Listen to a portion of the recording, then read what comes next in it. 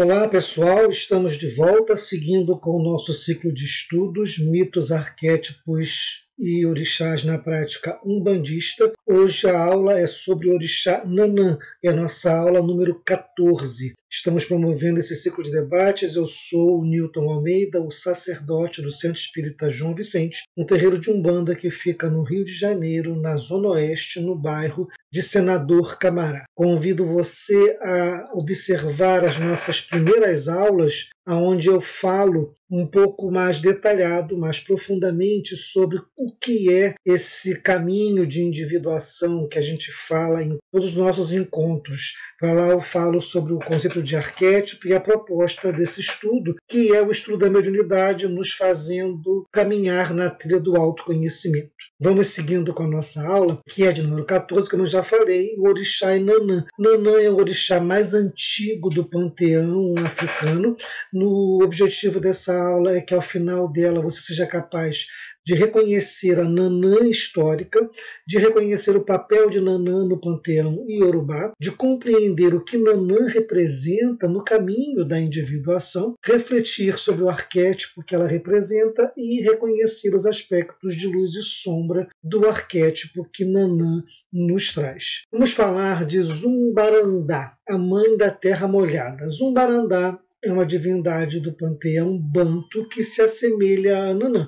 Eu comecei a aula por ela. É um orixá, é um inquice feminino e ela representa o início de tudo. Para os bantos, ela é a mais velha das mães. Ela tem relação com a lama, que aparece nos dias de chuva, e ela tem uma estreita relação com a morte.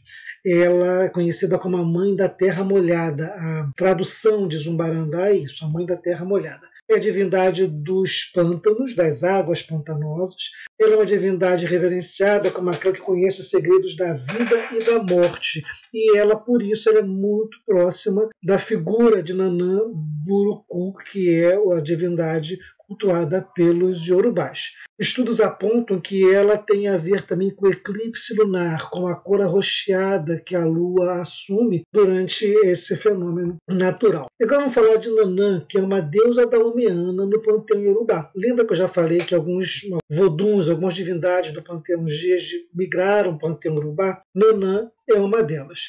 Ela é uma divindade muito antiga, cuja origem dela é muito difícil, praticamente impossível de você determinar tão antiga que é a figura de Nanã. E ela faz parte dos voduns que migraram para o culto dos orixás. Nesse grupo de voduns estão presentes Nanã, Omulu, Euá, Oxumaré, Loco e Ossan. Nós falamos sobre eles, vamos falar de Loco lá na última aula, é a família de Nanã que migrou para o panteão iorubá. O sincretismo africano, aquele que aconteceu antes da diáspora negra, é o responsável por essa migração. E ele ocorreu por quê? Comércio, a proximidade geográfica, o espólio de guerras, as guerras intertribais, tudo isso facilitou e propiciou esse trânsito de orixás, de divindades entre as culturas. Nanã, lá na segunda aula, quando falamos de Ogum, nós falamos que Nanã foi aquela que se recusou ao uso do metal. Quando Ogum trouxe a inovação do metal, Nanã não usou a novidade que Ogum trouxe. Nos relatos antigos, ora ela é citada como uma deusa, ora como um deus.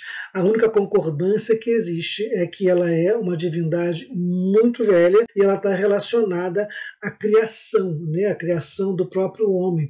Ela representa a longevidade, representa a sabedoria, é aquela que dá a vida e também é aquela que retira a vida. Ela está associada à terra, aos lagos, à lama, às fontes, às águas que ficam embaixo da terra, a chuva, tudo isso é domínio de Nanã.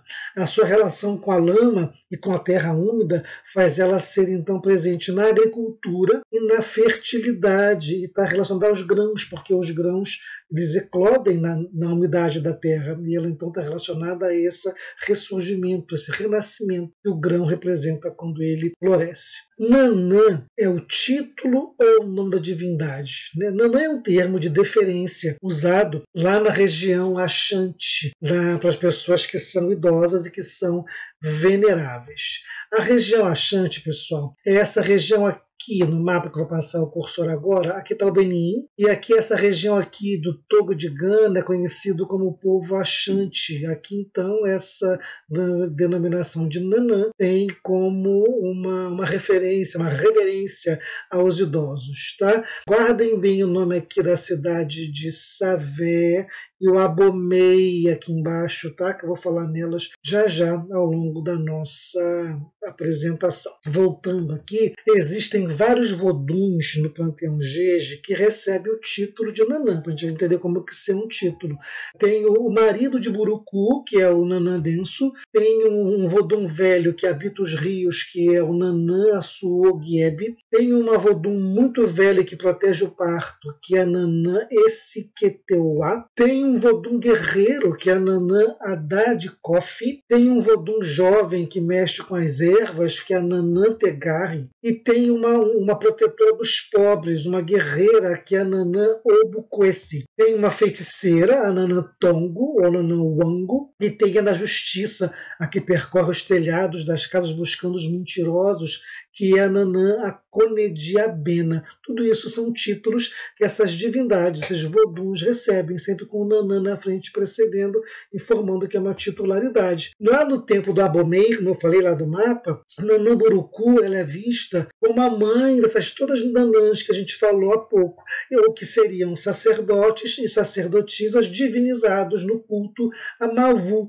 Mavu é uma divindade do panteão Jeje. Na cidade do Abomey, a Nanã é cultuada no templo de Mavu e de Lissa, onde o seu culto se confunde com o de Mavu. Ora, a Nanã é vista como mãe de Mavu, ora como própria Mavu. Mavu e Lissa é o casal primordial, aquele que gerou a humanidade segundo a cultura Jeje. Ora são irmãos, ora são marido e mulher, mas eles deram o início à criação do mundo. Lá em Dasa Zumeta, o maior templo, ela é tida como a divindade mais antiga que criou tudo que existe. É uma deusa muito velha e ela é a mãe, né, tida como a mãe de Mavu e de Lissa. Eles apontam Nanã Buruku e Lissa como a mesma divindade, e Nanã seria um título de Mavu. O que significa Nanã Buruku? Várias são as formas de você escrever, que você ouve referências a deusa Nanã.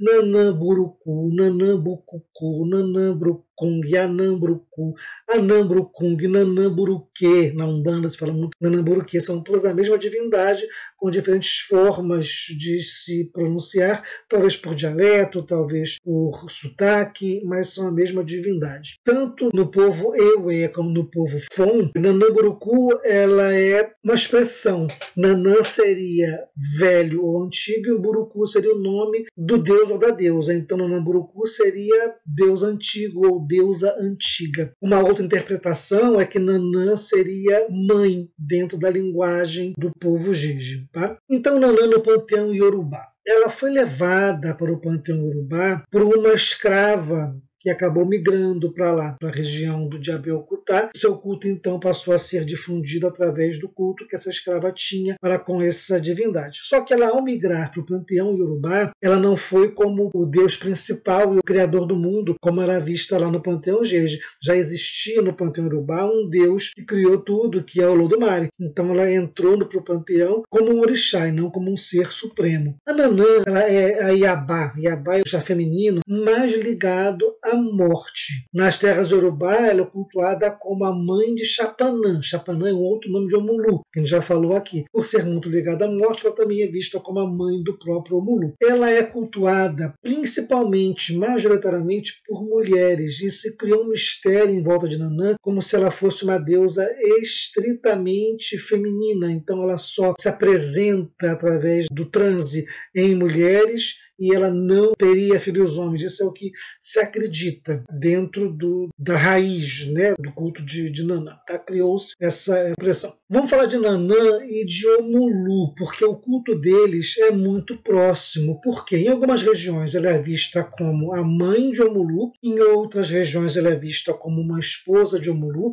e há quem diga ainda que eles são um só orixá, sendo Nanã a parte feminina e Omulu a parte masculina da divindade. Omulu ele é conhecido como um orixá que come gente, porque Omulu é o orixá da morte, da doença, das pestes, e quando você enterra, quando você faz o sepultamento, né, como se a terra estivesse tragando aquele corpo. Então se diz que o Omulu é o orixá que come gente. E Nanã é a própria terra, né, do barro o homem veio e para a terra o homem retorna. Então o culto de Nanã e Omulu está sempre muito próximo, essas duas figuras. Vamos falar do Xaxará de Omulu e o Ibiri de Nanã, que são instrumentos que eles carregam, eles portam isso quando em transe com seus iniciados. O Xaxará é um dos emblemas mais poderosos de Omulu. Ele é manuseado para limpar o ambiente, para afastar as doenças e afastar as impurezas espirituais. E o Ibiri de Nanã, ele é um cetro, ela carrega o Ibiri como se ela estivesse carregando uma criança. A figura de Nanã, ela está muito ligada ao Ibiri. Quando você fala em Ibiri, você fala na própria Nanã, mas eles se confundem, tamanha é a proximidade de um com o outro.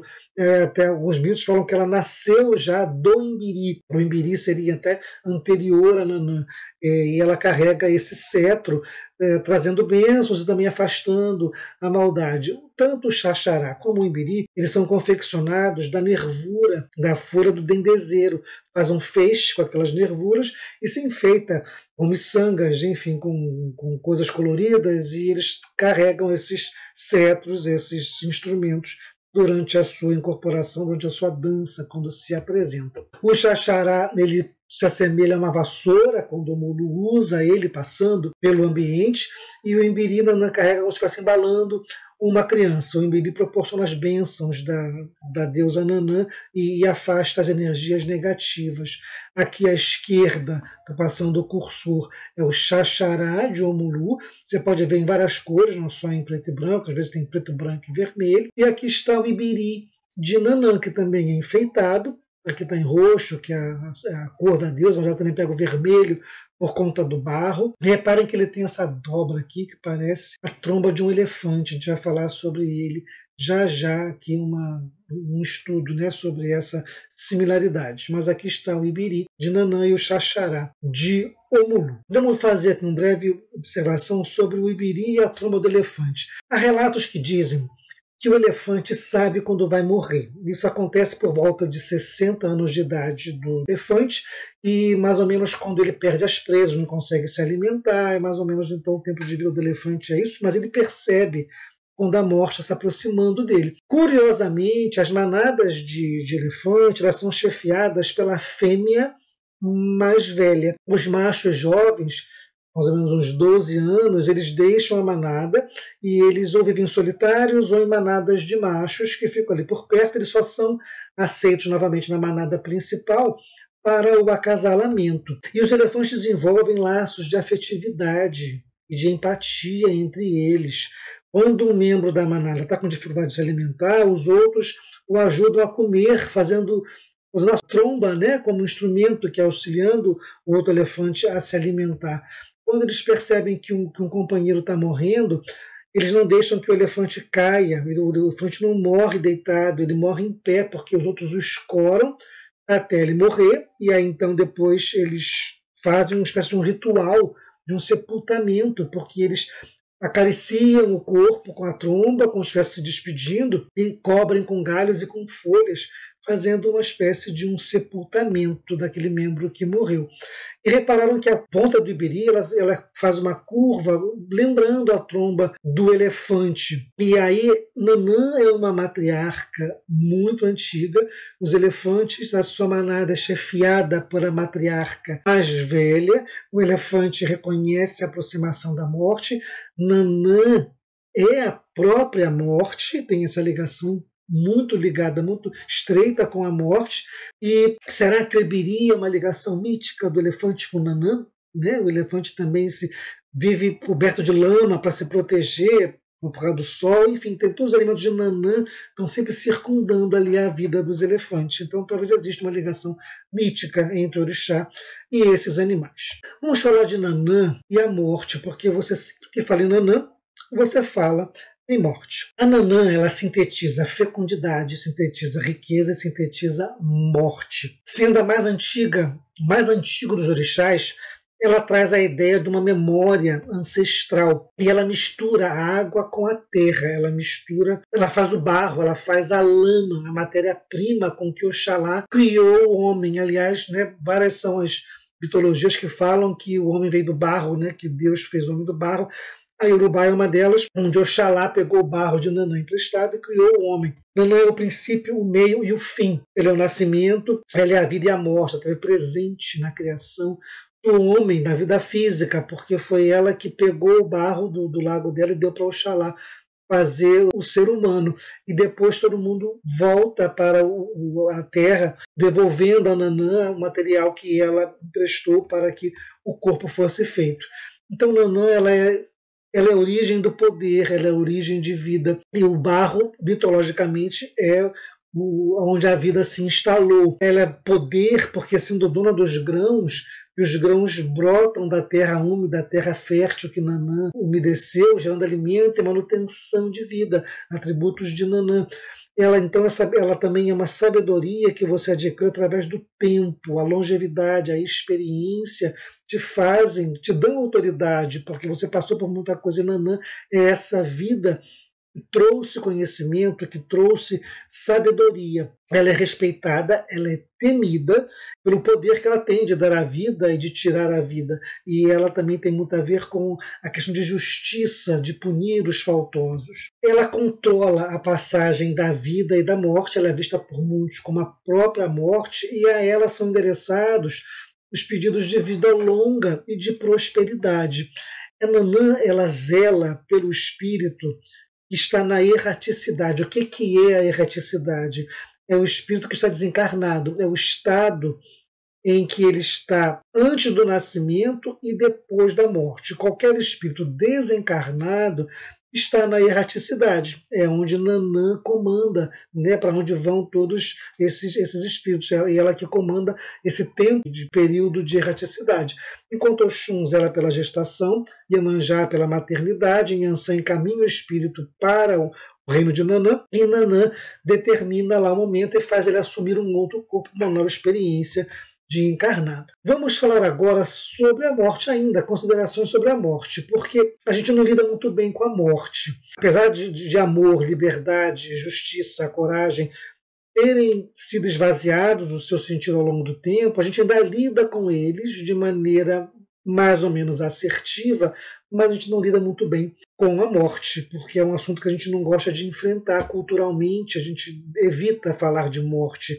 Mesmo tendo esvaziado o amor, a coragem e a justiça, a gente consegue lidar com as emoções que eles despertam em nós. E quando você fala em emoção, você também está falando lá paralelamente em razão, porque a emoção valida aquilo que a razão definiu. Então o raciocínio que você tem sobre amor, sobre justiça, sobre coragem, despertam emoções e você consegue lidar e você valida aquelas emoções de acordo com seus valores, você vai ali validando e a combinação do nosso comportamento de razão com emoção faz a gente se comportar diante ali da ideia de amor, de amizade, de fraternidade, porque a gente lida bem com isso. A emoção obedece à razão nesses pensamentos sobre esses temas, mas não acontece a mesma coisa com a morte. Porque como a gente evita a morte, como a morte é um tabu, a gente rejeita a ideia de morte. Como você rejeita a ideia de morte, você não consegue raciocinar e você não consegue, então, identificar qual é a emoção que vai se encaixar no raciocínio de morte.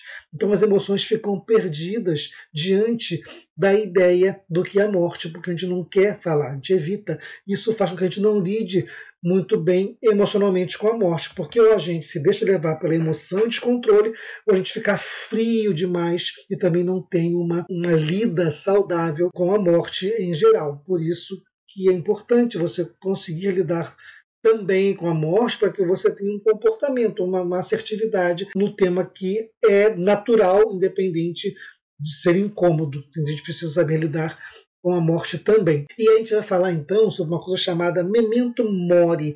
É uma expressão latina que quer dizer lembre-se que você vai morrer. Essa frase era dita, especialmente na Roma Antiga, para os generais que voltavam vitoriosos das guerras. Né? Vinha alguém e falava para ele, memento mori, lembra que você vai morrer. Ou seja, esse momento de glória, isso também passa. É isso que a mensagem subliminar da frase é justamente isso. E essa frase também é usada em algumas moedas, em alguns templos, algumas casas tinham essa frase, não como uma coisa mórbida de atração da morte, mas para você lembrar que a vida ela tem um limite, a vida é curta, ela tem um momento que ela vai deixar de existir. Então você precisa aproveitar todos os momentos. Quando a morte chegar, acabou a tua passagem. É essa a ideia, você fazer a vida valer a pena, porque a gente existe, a nossa consciência atua no agora, no momento presente. A consciência não está no passado, ela não consegue modificar o passado e também ela não consegue fazer nada no futuro. A gente só vive o momento presente. E é por isso que é importante você lembrar que esse momento ele pode acabar de um dia, uma hora para outra. Você tem que fazer dele um momento bom, fazê-lo valer a pena, tirar dele aprendizado. É isso que essa expressão quer dizer. Como orixá da morte, a Nanã está essa mensagem, né? Não um chamamento mórbido, não, mas é um apelo para que você viva bem, e viver com justiça, viver com assertividade, viver com valores nobres, fazer o que você tem que fazer em sua individuação. Essa a ideia desse memento mori. Quando você toma consciência que a vida física tem um prazo, você passa a dar valor ao que realmente importa, aquilo que você tem que ser, e não aquilo que você tem que ter ou que tem que fazer. É essa também a ideia. Se você vai hierarquizar as suas prioridades de maneira assertiva, o ter e o fazer, eles não podem ser a finalidade da nossa existência, mas são um meio para sermos melhores. Se você tiver a noção de que a tua vida vai acabar, sei lá, na próxima semana, você vai começar a fazer essa semana valer a pena. É o que se tem dessa ideia. A nossa consciência vai se dar pelo contraste. Quando você perde, é quando você percebe que aquilo era bom. Né? Muitas vezes você tem que estar com uma pessoa, quando a pessoa foi embora, a pessoa morre, puxa, como fulano era bom. E isso a gente precisa resgatar antes que a pessoa vá embora, para que a gente não sofra com o contraste que vai acontecer. Assim é com a morte. O memento mori nos ajuda a ter a consciência de que é importante você fazer a vida valer a pena. Mas aí, estamos falando tanto em morte, o que é que vive? Né? A gente pode tentar falar aqui que, na verdade, a morte não existe. Sabe por quê? Porque tudo que vive é composto basicamente de três coisas: a matéria, a forma e o espírito. Vamos falar mais profundamente sobre isso. Matéria é a substância. Matéria, o que é? Madeira, vidro, carne, plástico. E o que é forma? É a ideia, um modelo. Se eu falar apenas madeira, você não tem ideia do que eu estou falando, mas se eu falar banco de madeira, opa, você já juntou forma com matéria. Se eu falar somente caneca, você pode pensar em qualquer caneca, mas se eu falar caneca de plástico, você já define aquilo ali, entendeu? Então as coisas são formadas de forma, matéria e de espírito, passando para as coisas animadas, tá? Então o espírito é a consciência, aquilo que anima o corpo. Então quando você fala pessoa, né? Você não está definindo muita coisa. Quando você fala Newton, já imagina o espírito que habita esse corpo e esta forma você identifica. O homem então é composto de matéria, de forma e de espírito. E aí a matéria ela não deixa de existir, ela se transforma. Na hora que eu morrer, o meu corpo ele vai se transformar, ele não vai deixar de existir. Ou ele vai ser cremado, ou vai se decompor naturalmente. O fato é que o corpo não some, ele vai se decompondo, se transformando em outras substâncias. A forma ela vai sempre existir no plano das ideias. Quando você fala círculo, né, essa forma existe em algum lugar do plano das ideias. Quando você fala esfera, ela também existe no plano das ideias. Você não vai conseguir extinguir as esferas do mundo, porque a ideia de esfera vai sempre existir. A forma do meu corpo também ela já pré-existia, vai continuar existindo depois que eu vier a desencarnar. Então a matéria segue se decompondo, a forma também volta para o mundo das ideias, e o espírito ele é imortal por definição. Se o homem é composto de espírito, forma e matéria, se a matéria não morre, se a forma não morre, se o espírito não morre, a morte não existe. O que acontece é que a gente costuma fazer a ideia da pessoa na junção de forma e de matéria. A gente esquece um pouco do espírito. Só que a união de forma e matéria, que é o corpo físico, Essa união, ela é passageira. Uma hora o corpo físico e a ideia daquele corpo, eles vão se separar. E a gente não sabe o que faz com a consciência, não sabe para onde foi aquela consciência, então a gente imagina que aquilo morreu. Então, quando você está falando em morte, você está se referindo a uma coisa que foi passageira, que é a união da matéria com a forma. Compreendem isso? Espero que consiga ter passado a ideia, né, de por que a morte não existe. Na verdade, é uma transformação enorme que acontece. Vamos falar do arquétipo de Nanã, que é o arquétipo da sacerdotisa. Quem é esse arquétipo da sacerdotisa? Ele é um arquétipo que ele tem muita profundidade. Ele traz uma reflexão, ele traz uma conexão com o sagrado feminino que há em todos nós, independente de ser homem ou mulher, todos nós temos um sagrado feminino com o qual nós nos conectamos ou precisamos nos conectar. Simboliza a conexão com o mundo interior, com o inconsciente, com aquilo que está oculto, aquele véu de mistério. Ali está o sagrado feminino. É o inconsciente mais profundo, é cheio de riqueza. Ele tem um imenso potencial a ser explorado, a ser desenvolvido, como aquela face sombria da nossa personalidade. Ao mesmo tempo que ela é sedutora, ela também é ameaçadora, mas muito rica em conteúdo e em possibilidades. Ali a gente encontra as polaridades existentes em todos os seres humanos, é ali que habita todo esse segredo do que é a humanidade. Independente do gênero, a pessoa que vive esse arquétipo, né, da sintonia com a sacerdotisa, ela tem uma profunda conexão com seu aspecto feminino. Isso até para o público masculino é muito importante, que você quebra, né, aquela rigidez do patriarcado e traz a sensibilidade para a tua vida. O feminino é a sensibilidade, é aquele que une, aquele que integra, ele não se opõe a nada, ele é receptivo, ele aceita, ele vai acolhendo, ele vai incluindo e ele desperta a nossa capacidade de amar. A sacerdotisa, ele é o arquétipo que então resgata a sabedoria interna, a busca do autoconhecimento, a intuição, a conexão com a espiritualidade, em todos os sentidos, sensibilidade. Ela representa a nossa capacidade de intuir e a busca da inspiração com o mundo espiritual. Ela tem o dom de esperar, ela é paciente, ela sabe que o tempo tem o seu tempo, que o divino é diferente, o tempo de Deus, o tempo dos homens, e ela consegue harmonizar-se com essa espera e ela não apressa esse amadurecimento, ela sabe que vai acontecer. Ela é a força que dá vida, porque está sempre em espera, pronta para incubar, pronta para gestar e para eclodir em criação.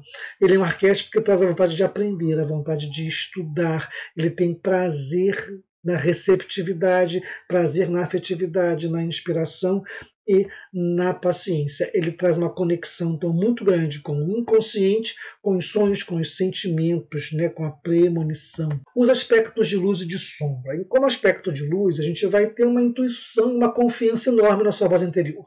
Né? Já que você está ligado tão intensamente com o mundo interior, a sua intuição, você vai confiar e ter confiança naquilo que você está intuindo. Só que ela não é só intuição, ela tem uma harmonia com a intuição e com a razão. Ela também não é um devaneio. A intuição e a razão falam a mesma língua, ela não sofre para fazer que a emoção valide a razão. Ela tem sensibilidade, então ela está sempre em estado de inspiração.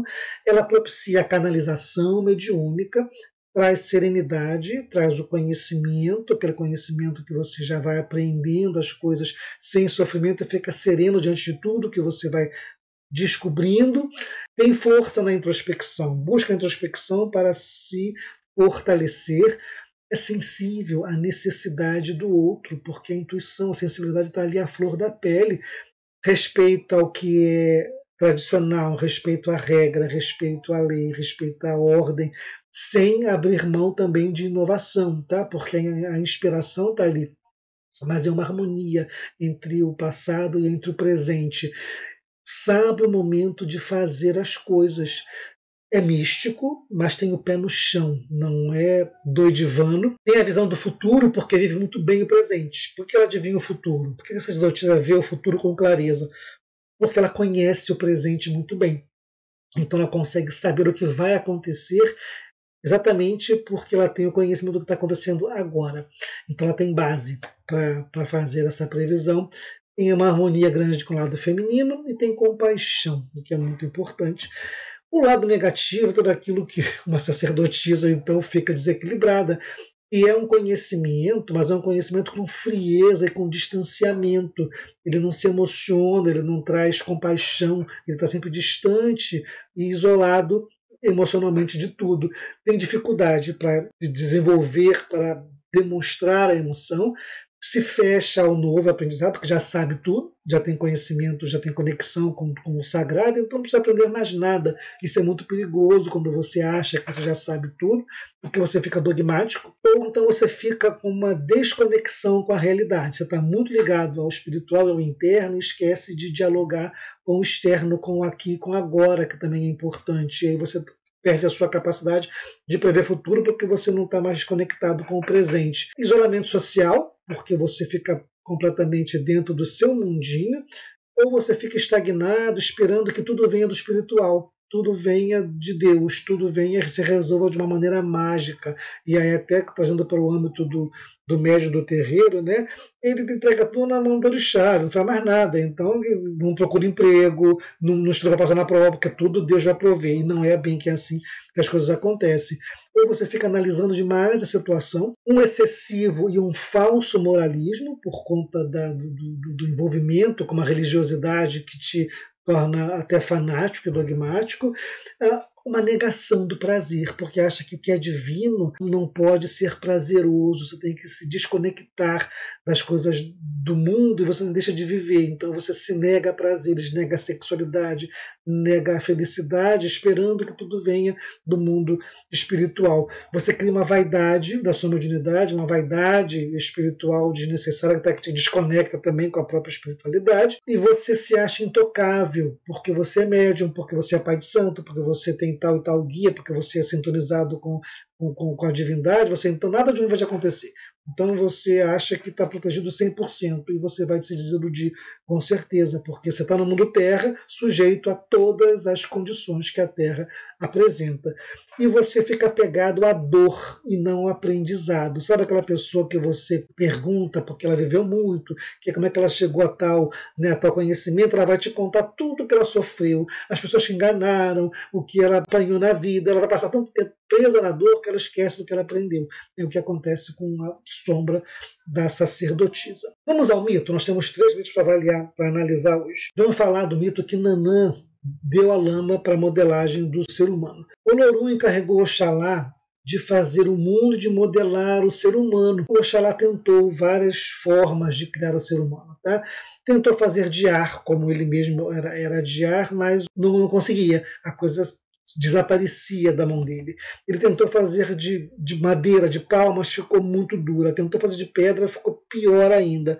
Tentou fazer de fogo e o homem se consumiu. Ele foi tentando, tentou azeite, tentou água, tentou vinho de palma, nada dava certo. Aí então Nanã, vendo ali o dilema de Oxalá, vem em seu socorro. Nanã foi lá, pegou com o ibiri dela barro do fundo da lagoa onde ela reinava e emprestou para que ele modelasse ali o ser humano. O Oxalá então pegou o barro, moldou o ser humano, conseguiu fazer a modelagem, apresentou para Olodumare soprou sua respiração e o homem viveu, tá? E cresceu e povoou toda a terra. É só que um dia o homem morre. E Nanã falou assim: olha, eu te emprestei o barro da minha lagoa, mas eu quero que, quando o homem acabar de usar ali o barro que eu emprestei, você me devolva. E assim, Nanã sempre recebe de volta aquilo que é seu. Qual é o ensinamento desse mito? O óbvio, né, o que mais a gente vê, né, é aquela coisa do pó viemos, ao pó retornaremos. Tá? O corpo é perecível e ele vai voltar para a sua origem. Esse é o ensinamento óbvio que está ali. A Nanã sempre pega de volta o material que ela por empréstimo deu para Oxalá. Né? Então a gente sempre fala que esse corpo é um empréstimo, mas cuidar bem dele. Mas lá no final da vida a Nanã pega tudo isso aí. Por analogia, o mito está falando que tudo volta à sua origem, ou seja, estamos falando de lei do retorno. Então tudo que você faz volta para você. Assim como Nanã pegou o barro, emprestou para Oxalá, o barro volta para Nanã, tudo que você também faz na tua vida, de uma maneira ou de outra, vai retornar o bem ou o mal, ou até o nada, sempre retorna para o seu Criador. A mensagem subliminar, né, é que o dogmatismo ele não permite que você faça a sua individuação. Como é que é isso? O único material que Oxalá conseguiu moldar o ser humano foi o barro, porque todos os outros materiais eles não permitiam.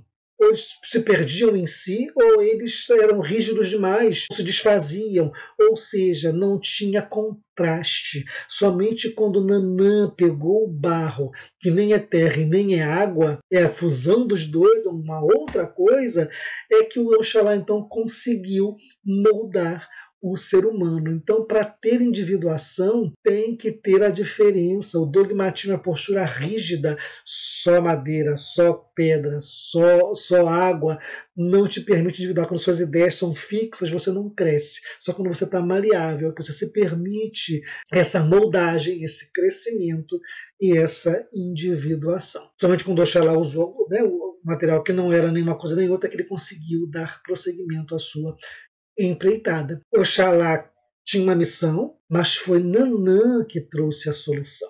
Né? Tem mais um ensinamento aí escondido nesse mito, ou seja, você nunca cria sozinho. Tudo que você faz é uma cocriação. Né? Ah, isso aqui eu inventei sozinho. Não, você foi pegando referências, não veio alguma inspiração, mas alguém te intuiu.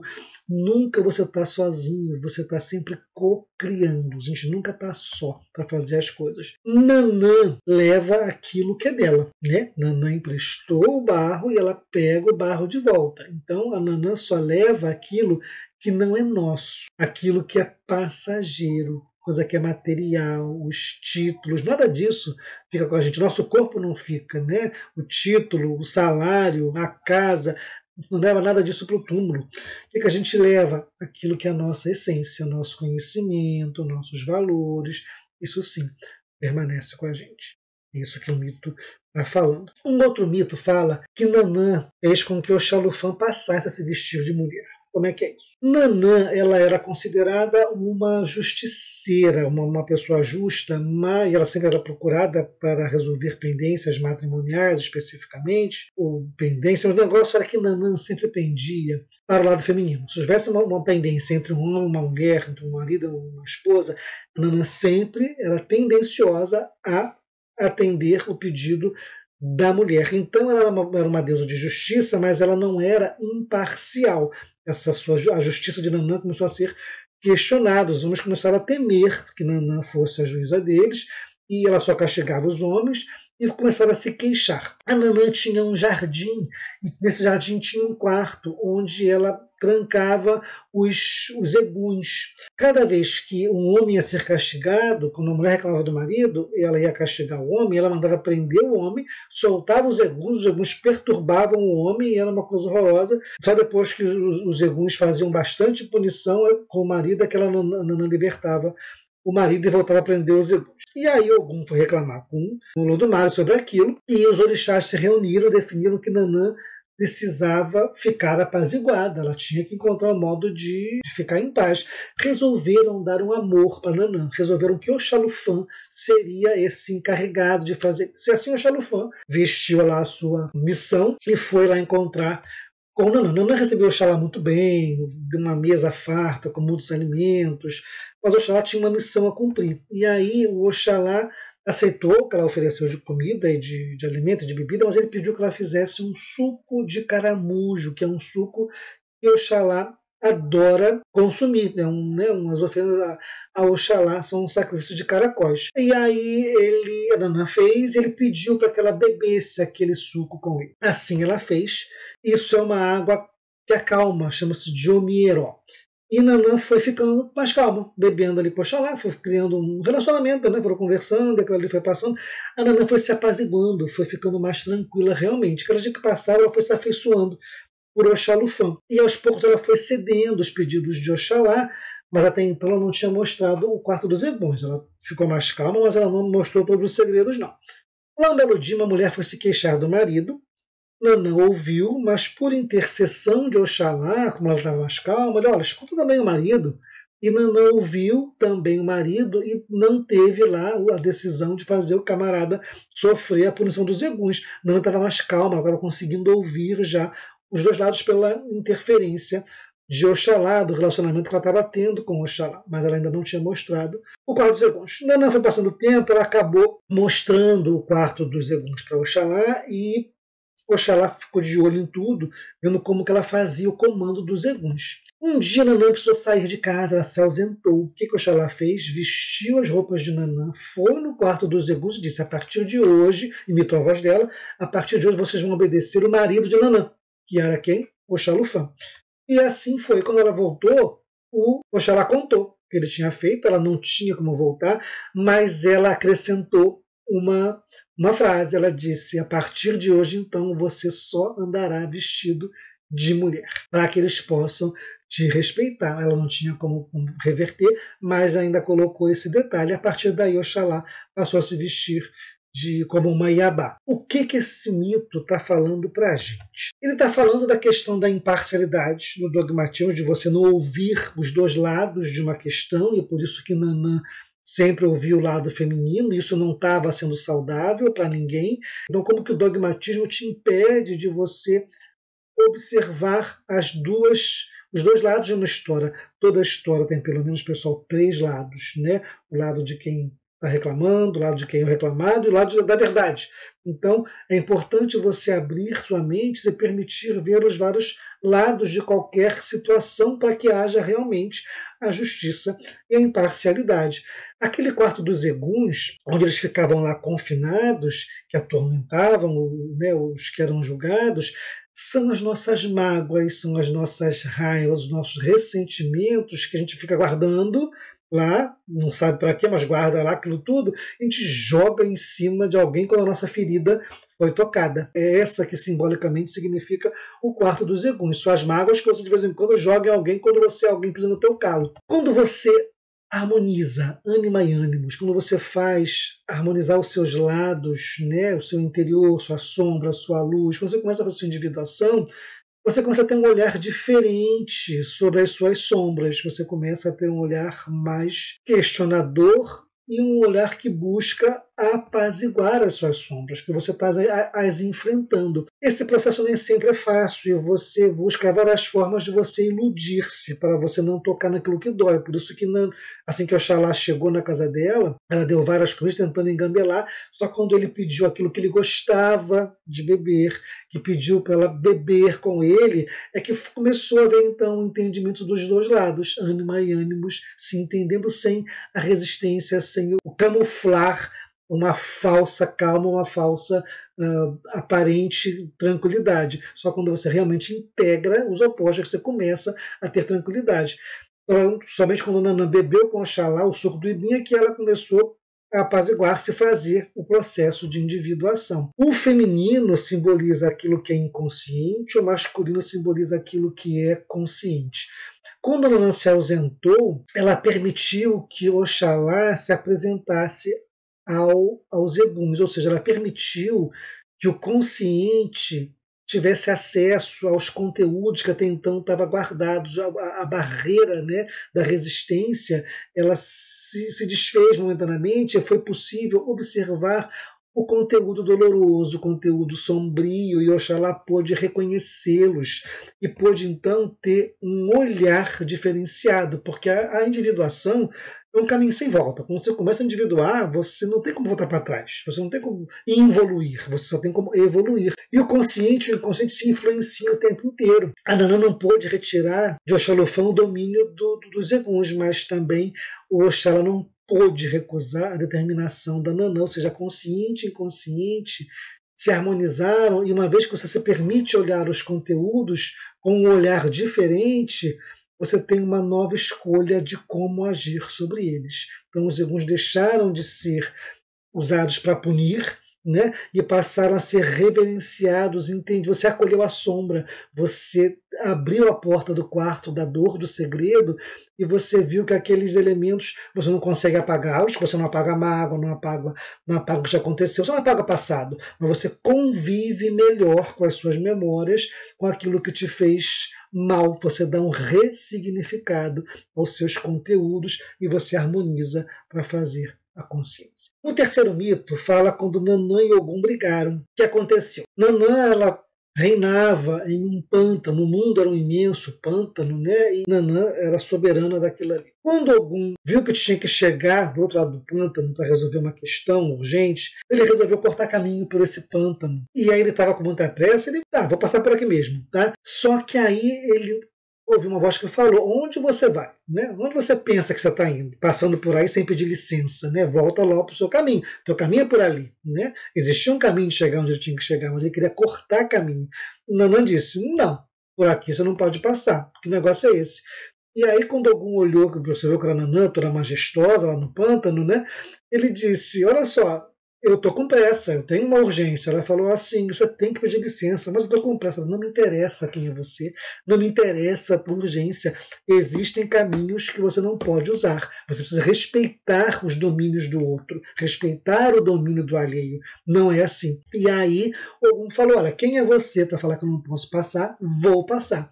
O que Nanã fez? Nanã deu uma ordem para a lama começou a tragar Ogum ia se afogar na lama, ele começou a nadar, guerrilhar, fazer um esforço danado, ele conseguiu sair daquele redemoinho de lama, mas ele também não conseguiu passar pelo lodaçal. O Ogum reconheceu que Nanã tinha um poder, tinha uma força, e ele falou assim, velha feiticeira, você é forte, mas eu também vou te lançar um feitiço nessa lama que você diz que é teu reino. Ninguém mais passa por aqui. Vou encher isso de faca e de espada. E assim foi. Aquele pedaço do pântano foi encharcado, ficou infestado de lanças e de facas e de navalhas, né, de lâminas, que ninguém podia passar. E aí Nanã ficou muito chateada que ela perdeu uma parte do pântano dela, mas também ela falou, ok, você também não passou. Ninguém ganhou essa briga. Nem Ogum passou, nem Nanã perdeu uma parte do pântano dela. O que esse mito está falando? Ele está falando o seguinte, pessoal. A Nanã, ela simboliza a parte inconsciente. Ela também simboliza aquilo que é tradicional, aquilo que é pré-estabelecido. Ela simboliza a ancestralidade. Nanã é tradição. E Ogum, ela é o consciente, ele é também a inovação. Houve então um embate aí entre tradição e inovação. Quando Ogum tentou usar um atalho, tudo bem que ele tinha uma urgência, mas ele tentou usar um atalho, isso pode significar, isso simboliza quando você está negligenciando aquilo que é tradição, mas também aquilo que é o justo, que é o correto. Você, às vezes, quando quer tomar atalhos, você pode estar passando por cima de valores e você não pode ultrapassar. É a inovação sem propósito, é o progresso sem respeito, é você não pensar no impacto das suas ações. Então alguém chegou e falou, olha só, você está agindo errado. Né? Essa é a ideia do Ogum quando quer passar por um pântano que não pertencia a ele. Ele está agindo, tomando uma atitude que não é lá muito válida, muito vista com bons olhos. Então está simbolizado perder a noção de valores, ferir valores e que você não pode ferir. Então a Nanã, ela não se importou com a identidade.